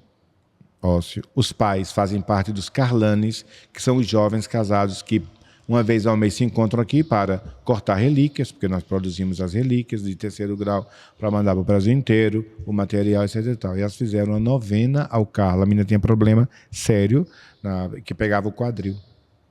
E o osso se recompôs. O que estava acontecendo com o osso? Eu não sei te falar cientificamente, né? Me foge no momento. Mas era uma questão muito grave, muito séria, que impedia a menina de andar. E a menina ficou bem. O osso se recompôs. Quando? Depois dela tocar na relíquia do Carla Acutis? Não, se ela tocou na relíquia, não sei te falar. Mas os pais fizeram novenas ao Carla Acutis. Então está claro que foi a intervenção do Carla. Quantos milagres o senhor conhece que aconteceram por intervenção do Carla Acutis? O menino não andava. O menino estava sendo tratado no hospital judaico em São Paulo. Esse menino, um bebê, precisava engatinhar, não engatinhava. Colocavam os aparelhos para levantar o bumbum para ver se ele engatinhava, não engatinhava. Milagres e curas, né, importantes. E os pais vieram aqui na Capela do Milagre e o bebê abraça qualquer coisa, abraçou a relíquia. Nessa mesma noite ele engatinhou e já está andando. Como era o nome dele? Não me lembro, não recordo. Aliás, foi uma matéria, vazou essa história na imprensa e a família pediu descrição e graças a Deus. Mas realmente não me lembro o nome do bebê, mas não. Então são muitos fatos. Quantos? Sábado agora. Véspera da canonização. A canonização foi quando, Deus? Foi dia 7 de setembro. Dia 6 de setembro. A relíquia do Carlo Pullover estava na Capela do Milagre. Eu não estava lá. Cheguei. Muita gente, simples, o povo quer ver. E chegou uma senhora, padre, aconteceu um milagre. Eu disse, milagre, meu filho? Qual? Minha mãe. Quem tem sua mãe? Minha mãe na cadeira de rodas. 7 anos na cadeira de rodas. Andou? E se levantou. Você não acredita? Eu não. Cadê tua mãe? Aí tá na frente, eu fui lá. Minha senhora, o que aconteceu com a senhora? Padre, 7 anos na cadeira de rodas. Me levantei. Não acredito, não. Se levanta para eu ver. Aí eu pensei, agora essa mulher vai se levantar, vai se lascar no chão e a culpa não é minha. Não, ela andou. Andou mal andando, né, filho? né? Segundo ela, tinha 7 anos, não andou elegante. Mas tá bom, senta. Segundo elas, eu já estou com uns amigos médicos bons para a gente fazer uma visita, dar uma olhadinha como é que ele está hoje. Não posso garantir nada, mas são fatos assim. Agora, há outros fatos, sim, que são muitas pessoas. Tem curas menores. O né? senhor falou que ela andou um pouco sem muito jeito, mas o paraplégico que Jesus fez andar também não deve ter andado belamente. Né? Eu também acho que não, né? Mas ela andou feita assim, coitadinha, né? Encurvada. Mas andou, e andou bem, sem ninguém segurar a senhora. E o senhor acredita que tem aí mais um milagre? Se não foi um milagre...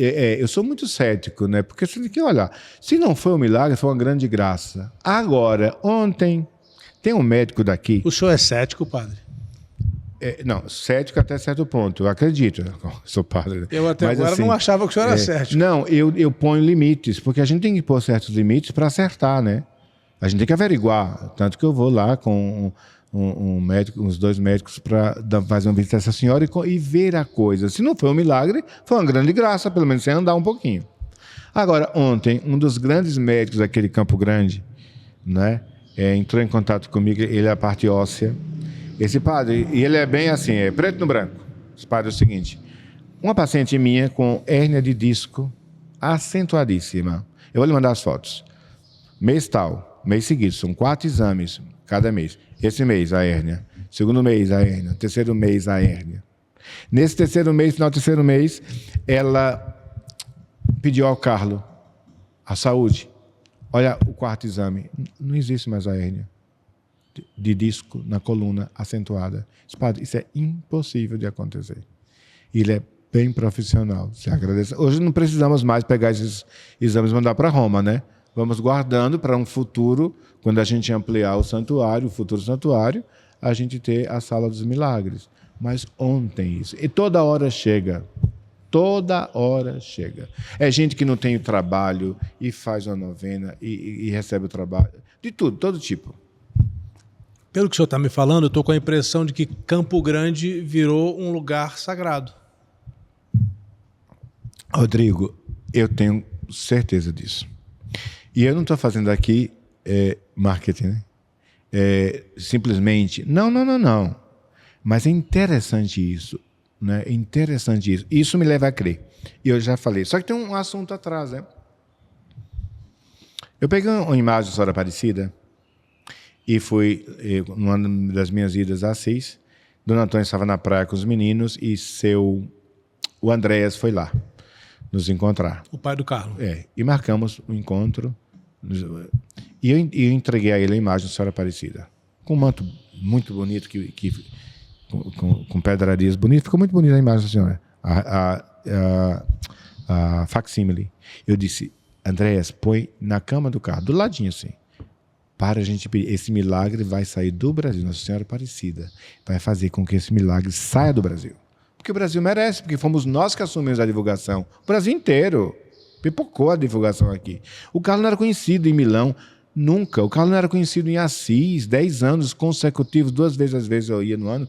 Ninguém sabia, eu tinha vontade de ficar nas basílicas, na porta, entregando panfleto do Carlos. E foi por causa do Brasil que o Carlos foi conhecido? Sim, porque se não é conhecido, tanto que 99,9% dos casos de milagres eram daqui. Porque o povo conhece, o povo pede. Aí acontece a cura, ou não. Mas se acontece, manda. Se não é divulgado, quem é que vai saber que tem um menino santo e vai pedir intercessão dele? Não vai. E ele pôs. Então, eu acredito muito nisso, né? A grande responsável pela canonização do Carlos foi Nossa Senhora Aparecida, que não só nos deu milagre no Brasil, mas nos deu um milagre em Campo Grande. E aqui, nessa paróquia, que eu nunca pensei que o milagre pudesse acontecer aqui na nossa paróquia, né?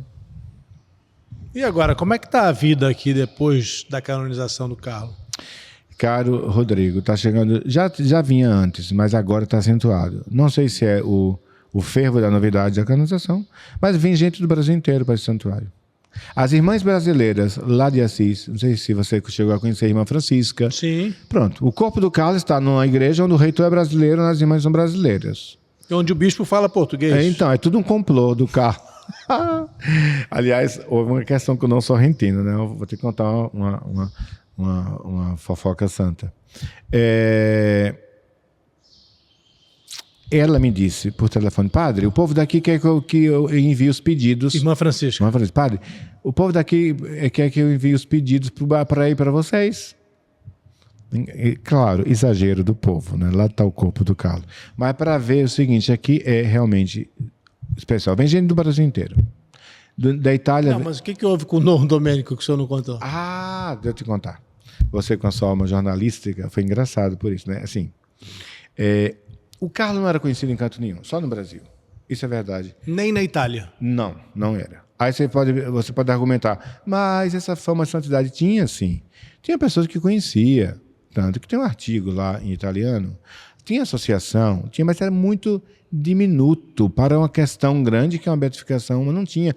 Os italianos são muito, seguem muitas regras, não que não seja importante seguir regras, mas é muito, não são afoitos feitos nós, né? Penso. Uhum. Porque, na verdade, a gente só mandava material, o povo que fazia festa. Era o povo que fazia festa. Nós só mandamos material, que nós fizemos. Mandamos material. E isso incendiou o Brasil inteiro. Em 6 meses, quase um ano, estava pipocando o Carlos no Brasil inteiro. E o que o senhor vai dizer é que o Dom Domênico ficou com ciúme? Não, ele não teria ciúme por isso. Talvez por outras coisas que não tem nada a ver com o Carlos, mas isso não. Que outras coisas, padre? Outras coisas, Roma, né, sei lá o quê, as basílicas, aí é outra coisa. Mas com o Carlos, não. Mas o que acontece? Acontece que o Carlos era um ilustre desconhecido. Estou falando em proporção mundial. Aí, eu disse, não, Antônio, todo o tempo que o corpo foi exumado, que a gente chama elevado, eu quero estar presente. Eu tenho certeza que o Carlos está incorrupto. Aí ela, está certo. Um belo dia ela me ligou, você vai ser tal momento. Claro que eu não podia ir para Itália. Isso foi em 2016. Foi, acho que foi, não sei datas, você vai me corrigindo aí. Aí ela me ligou. No dia da exumação ela me ligou. Foi exumado, o corpo está realmente intacto. Intacto, mas não incorrupto, certo? Eu defendo que está incorrupto. Por quê? Eu digo já. Aí você pode ser? Claro. Então, ele está intacto. Eu tenho a impressão que ela falou incorrupto, mas eu não quero mudar palavras aqui, tá? Então eu vou dizer intacto, porque eu não vou colocar na boca dela na minha dúvida. Agora, eu afirmo que ele está incorrupto. Tá. Aí, está intacto, está sendo levado para os capuchinhos. Que bom, me mandou as fotos do corpo. E disse, não divulga as fotos. Tá. Vi as fotos, deletei as fotos, tudo bem. E fiquei quieto. Aí, fiquei quieto. Aí, um outro padre postou no Facebook assim, houve a exumação do Carlos e o corpo dele está intacto ou incorrupto. O outro padre foi o padre Fábio Vieira? Postou isso. Não deu em nada. Aí eu olhei, né? O Fábio postou. Não deu em nada. Disse, não vou postar. Aí então eu vou postar. O senhor postou aquela que o senhor tinha apagado? Qual? As fotos do corpo? Não postei, jamais. Eu deletei na hora. O que o senhor postou então? Então, o padre Fábio não postou que o corpo estava incorrupto? Ou intacto, não me lembro o termo que ele usou. Para mim ele disse intacto. Tá. Mas não deu em nada. E eu fiquei olhando, né? Eu vou postar, não vai dar em nada. Aí eu postei. Me lembro bem o que eu pus. Te Deo Laudamos, que é um hino de louvor. Te Deo Laudamos. O Carlos acaba de ser exumado. Seu corpo está incorrupto. Aí eu cometi um erro que eu não me arrependo. Coloquei Padre Marcelo Tenório. Aí eu coloquei Padre Marcelo Tenório, vice-postulador. Em meia hora estava traduzido para todas as línguas possíveis e imagináveis. E nesse momento o Papa Francisco estava abrindo a Jornada Mundial da Juventude, não sei aonde, que eu não me lembro, acho que Madrid. Deu um boom. Os jovens ficaram em êxtase. E eu soube, não sei se é verdade, tá? Não sei se é verdade, me excuso, meu escudo é que eu não sei a verdade, que Dom Sorrentino ficou muito feliz, porque eu não deveria ter falado isso. Não ficou feliz? Porque eu não devia ter falado que estava incorrupto, talvez, não sei, não era para falar, blá, blá, blá. Bem, eu não sou cientista. Quem tem que dizer se está incorrupto ou não é a ciência, correto? Se eu vejo um menino puxando a bolsa de uma velhinha e a velhinha gritando, pega ladrão, vai dizer, é um ladrão. Quem tem que provar é o delegado. Eu não sou o delegado, então sou apenas um simples devoto do Carlos. Mas, a partir daí, meu amigo, o Carlos ficou conhecido no mundo inteiro e a sua beatificação passou até em televisões árabes. Se alguém não conhecia o Carlos, a partir daí conheceu. A partir da sua postagem. Exatamente. Dizendo que o corpo estava incorrupto. Isso mesmo. Dom Sorrentino me disse lá em Assis que o corpo não estava incorrupto, que ele estava, segundo Dom Sorrentino, como um cadáver, depois de alguns anos, preservado de alguma forma. A gente tem hoje essa imagem. Foi essa a imagem que o senhor viu quando Dona Antônia mandou fotos? Não, claro. Era um corpo mumificado? Não é bem assim. Primeiro uma coisa. Primeiro, veja bem. Quando você tira um... Não sei se você foi ver Santa Rita de Cássia. Sim. Aquele corpo é incorrupto. Mas mumificado? Há níveis de incorruptibilidade. Há níveis. Veja, teologicamente não existe corpo incorrupto. Só existem 2 corpos incorruptíveis, teologicamente, que é o de Jesus e de Nossa Senhora pela sua Assunção. Tá? Que você diz em perfeição. Não. Agora, há níveis de incorruptibilidade. O corpo de Santa Rita está incorrupto. Eu já tirei... eu fui no cemitério e tirei a minha tia, tirei o meu pai. A minha família morreu muita gente idosa. Eu já estive em outras exumações da minha tia. Fica o pó. 2 coisas que fica mais ou menos. O crânio e o fêmur. O resto é pó. E quando você balança o sujeito, ponto, eles ficam catando a coisa. O do Carlos não estava assim. Agora, como é que o corpo do Carlos não está incorrupto e o coração está? Como é que é isso? Tiraram o coração é o quê? Porque tiraram o coração está na catedral do bispo. O coração está incorrupto ou não está incorrupto? Mas não foi um processo de mumificação? Hoje em dia muitos não gostam de falar em incorruptibilidade, mas falam de perfeito estado de conservação. Não gostam, mas veja, eu vi o corpo do Carlos. O senhor viu por foto? Não, eu estive presente, ele estava sendo tratado, eu fui lá ver. Pouco depois daquelas fotos? Pouco depois, fui lá, ele estava tratado. Como era que estava o corpo? O corpo estava... perdeu massa muscular, é óbvio, né? Porque ele estava enterrado 13 anos, né? Não tem jeito. Ele jamais estaria assim, né? Jamais. Se bem que Santa Bernadette Subirro está assim. Não é cera? Santa Bernadette? Deve ter passado alguma coisa, mas pelo que eu li, nunca vi o corpo de Santa Bernadette. Eu fui lá. Você foi? Em Nevers. E tem a questão do sangue dela, que às vezes fica quente e se tira o sangue vivo. Tá. Tem alguns corpos assim, o do Carlos não estava assim. Não era isso. Como é que estava o corpo do Carlos? O corpo do Carlos estava magro, perdeu muita massa muscular, algumas partes do corpo escurecidas, tá? Por isso eles fizeram todo um tratamento. Ele não estava assim, é óbvio. Não estava bonito não, como está aí. Não, o Carlos não estava assim. Era uma imagem assustadora? Não, de jeito nenhum. Por exemplo, se você for na Bolonha, na Catedral de Bolonha tem um corpo intacto, Santa Francisca, romana, gente. Como é o sobrenome dela? Naquela época não tinha técnica nenhuma. Você se assusta com aquele negócio que você vê, com todo respeito. Uma múmia. Mas está intacto, porque não se desmanchou nada. Está lá. Santa Rita está intacto. Ela apenas ficou ressequido. Mas né? o senhor está usando a palavra intacto agora. Não, para mim não. Para mim intacto e incorrupto é a mesma coisa. Agora, esse incorrupto não é no sentido de que está perfeito como morreu. Não, de forma nenhuma. É no sentido de que o corpo não conheceu totalmente a corrupção do túmulo, como todos os corpos conhecem. E o corpo do Carlos está perfeito. Todos os órgãos externos e internos estavam perfeitos. Ressequidos, algumas partes escurecidas, o cabelo não estava assim, é óbvio, pouco cabelo, mas estava intacto ou incorrupto. Eu afirmo incorrupto. Eu digo que o corpo do Carlos está incorrupto, preservando a ideia dos graus de incorruptibilidade, nesse aspecto. Quando foi e onde que o senhor viu o corpo do Carlos?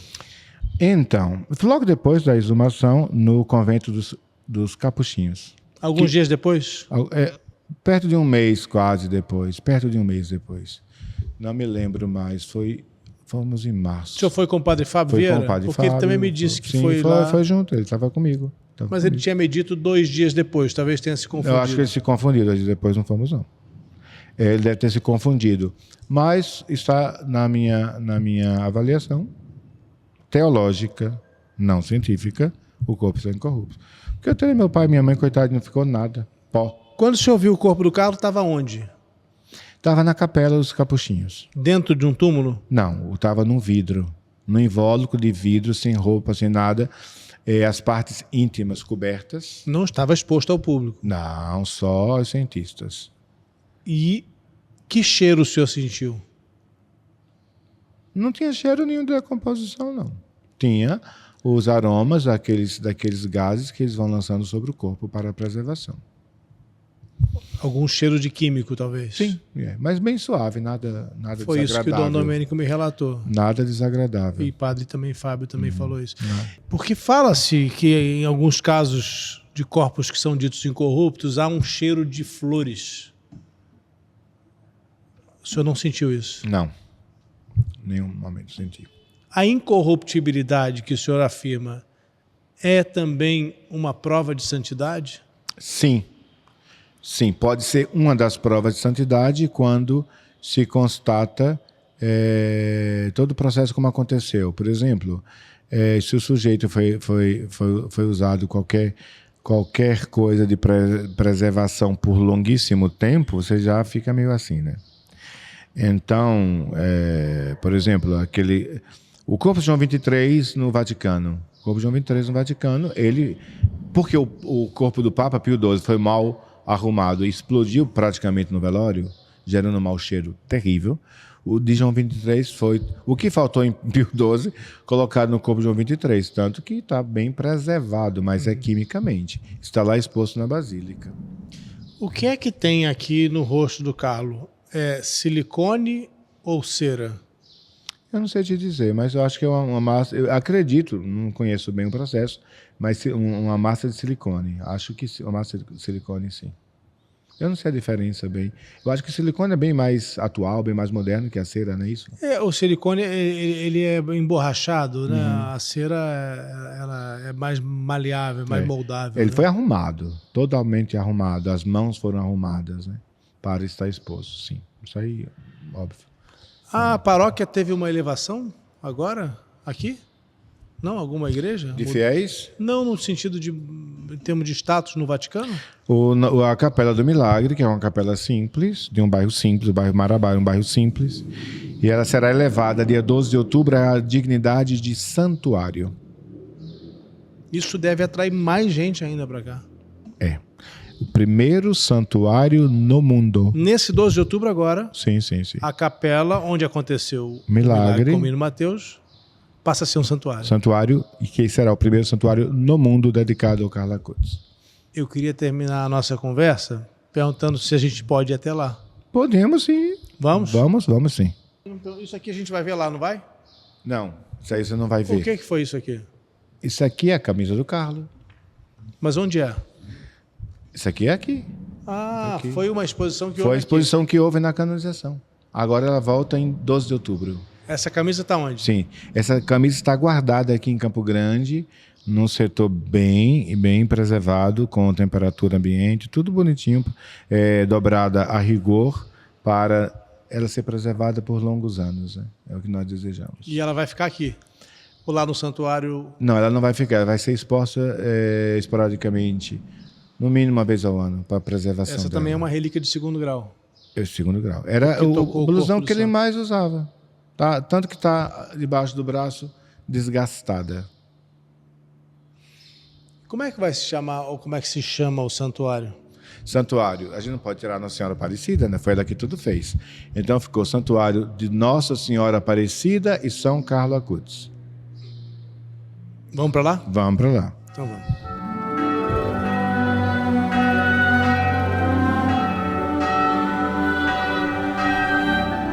Nós tínhamos terminado o Congresso Eucarístico, que foi em maio de 2013, o grande Congresso Eucarístico. Um ano antes, Dona Antônia me deu aquele pedacinho da camiseta do Carlo, que eu já dei a bênção com a relíquia em outubro. Esse ano, 2013, 12 de outubro, tinha passado o Congresso, e então, como era que a gente fazia? A gente se reunia aqui, nesse espaço aqui, tá? E rezava diante da gruta, Nossa Senhora, no horário exato da morte do Carlo. Todo dia 12 de outubro, a gente começou o hábito de rezar aqui, homenageando o Carlo, que morreu às 6h40 da manhã. Então, 6h30 se reunia, rezava o terço, né? E eu queria mesmo, meu desejo é que tivesse uma multidão aqui rezando o terço, mas não tinha, o Carlo não estava tão conhecido assim, e as pessoas não tinham essa devoção toda para encher isso aqui, e né, era o que a gente tinha, 12 pessoas, 14 pessoas, a maioria idosa. Nesse ano foi diferente porque a gente pegou o material que sobrou do congresso, que eram os encharpes, que tinha o rosto do Carlo, a gente pôs nas pessoas, me lembro bem, colocamos um tapete aqui, uma banqueta com a relíquia do Carlo, que Dom Antônio tinha me dado, um pedacinho da camisa, e um banner do Carlo aqui, coisa muito simples. E rezamos, né? Ou seja, eu queria tanto que tivesse cheio, mas a devoção não estava ainda nesse ponto. Mas o menino Mateus estava aqui. O Mateus não estava de manhã cedo. Eu nem imaginava, eu tenho fotos desse momento, eu nem imaginava, nem podia sonhar que seria um milagre. Aí tá, tudo bem. Fomos tomar o café da manhã no salão, todo mundo tomava o café da manhã, pouca gente, e 8h30 teve a missa. E nesta missa, no final da missa, eu fui dar a bênção com a relíquia, como eu já tinha dado o ano passado, né? 2012. Estamos em 2013, então repeti o mesmo gesto que eu tinha começado um ano antes. Vamos lá dentro para você me contar isso. Vamos. Então foi isso que aconteceu. O pessoal veio para a missa, tinha muita gente, porque é Nossa Senhora Aparecida, né? Não, na verdade, pelo Carlo, porque estava, né, pouco conhecido. E depois da missa, me lembro bem, nós descemos com a relíquia, que era aquele pedaço de camisa. O senhor desceu daqui? Desci daqui, com um pedaço de camisa, para dar a bênção no povo. Aí eu disse para as pessoas que ninguém tirasse fotos, né, porque não podia tirar foto, né? Aquilo que o senhor me contou mais cedo. Da relíquia. Então, ninguém, não tirando foto, ninguém sabe, né? Só fica aqui em Campo Grande. E demos a bênção. E eu vi, realmente, que o Mateus veio com o avô, e isso, me lembro bem que ele disse parar de vomitar. Tá, eu dei a bênção. O senhor ouviu ele dizer? Isso, ele tocou na relíquia e parado de vomitar. Parar de vomitar? Sim, ele falou. Como uma criança falando sem... Sim, 3 anos. Na verdade, ele falou feito Cebolinha, né? Parar de vomitar. Parar de vomitar. Ele falou assim, aí parou, aí tá. Mas nem deu importância. No outro dia, foi que a mãe dele entrou em contato comigo dizendo que aconteceu alguma coisa, que o menino não tinha vomitado. Né? Mas foi nesse local aqui. Tanto que a gente colocou esse... De aqui, né? Exatamente. Lá em Jerusalém, você sabe mais do que eu, que você morou lá, os locais onde temos certeza absoluta que aconteceu o fato, eles põem esse selo para dizer que foi aqui. Então, imitando esse gesto das nossas basílicas em Jerusalém, para marcar o milagre que foi nesse lugar. Aqui. Exato. Aí a gente pôs esse hic ou ic aqui, nesse lugar, para marcar bem o momento. Aqui estava o menino. Aqui estava o menino e aqui aconteceu o milagre. As pessoas perguntam, como foi? Foi nada, não aconteceu nada, não tocou sino, os anjos não apareceram. Nada, imperceptível. Deus age assim, né? De maneira imperceptível, no silêncio. Só depois é que a gente vai entender que alguma coisa aconteceu, porque o menino não vomitou mais. Você está falando que eu me lembrei lá de Nazaré, onde na Gruta da Anunciação é o único lugar onde está escrito exatamente. Aqui o verbo se fez carne. Exatamente. E o senhor colocou, tem aqui o ic também. O ic porque foi aqui. E tem ali, ela nos deu Carla Acutis. E então agora, na canonização, no sábado que antecedeu a canonização, homenageando Nossa Senhora, que nós acreditamos que foi ela que tudo fez, então fizemos esse nicho novo com a imagem primitiva. Qual a importância dessa imagem para nós? Essa comunidade é uma comunidade simples e pobre, que se reunia, a missa acontecia aqui próximo, no centro comunitário. E a imagem que eles tinham era uma réplica, era essa de madeira. Não se encontra, as facsímiles de Aparecida, tudo não é em madeira, porque Nossa Senhora nunca foi em madeira. Mas alguém fez, algum artista daqui, ou porque não tinha dinheiro para comprar uma imagem, eu sei que foi feita e é antiga. Então, homenageando toda a história dessa comunidade, nós colocamos agora, para a canonização, a imagem original nossa, que é uma imagem simples de madeira, mas que bem fiel à facsímile e que o Santuário Nacional reproduz, né? Esse nicho também é inspirado. Bom, ele é praticamente igual ao do Exatamente, santuário. Só que esse não é de ouro, né? Não, só não é de ouro, mas mais simples, né? Mas colocamos, foi ela que nos deu Carla Cutts e o IC, que marca que foi aqui. Ela nos deu Carla Cutts, exato. E o IC é o aqui que está É o aqui. Né? E que Isso foi feito para a canonização? Para a canonização. Para o sábado teve um momento de Nossa Senhora de homenagem, porque na igreja o sábado é dia de Nossa Senhora. Então no sábado anterior à canonização fizemos uma homenagem a Nossa Senhora com a procissão, que culminou em ela receber esse manto, não é? Essas pedras vieram da Áustria, que uma doadora fez essa doação. E esta coroa, ela é ouro. Pedimos o ouro às pessoas, então quem tinha anel, corrente, brinco, pegamos todo esse ouro. Um artista derreteu esse ouro, que trabalha nisto, e produziu essa coroa, que é de ouro com semijoias. E foi feita para a canonização do Carlo? Não, ela já tinha sido feita antes. Mas nós recoroamos, né? Fizemos um momento de coroação, que ela recebeu esse manto novo e um trono novo, que nós chamamos esse nicho aqui. Que foi feito aí sim. Para a canonização, exato. Antes da gente terminar, o senhor me falou que tem muitos milagres ou histórias que parecem milagrosas, que aconteceram aqui. Qual é uma outra história que o senhor acha que merece ser contada? Uma outra história que merece ser contada é de um jovem que teve 5 paradas cardíacas, não é? E que a família foi chamada para fazer doação de órgãos e ele estaria tecnicamente em morte cerebral e ele está bem, apenas com problema de fono, mas está bem graças à intercessão de Carla Cutts. Como foi? Ele estava no hospital praticamente morto, aliás, foi levado praticamente morto, não é?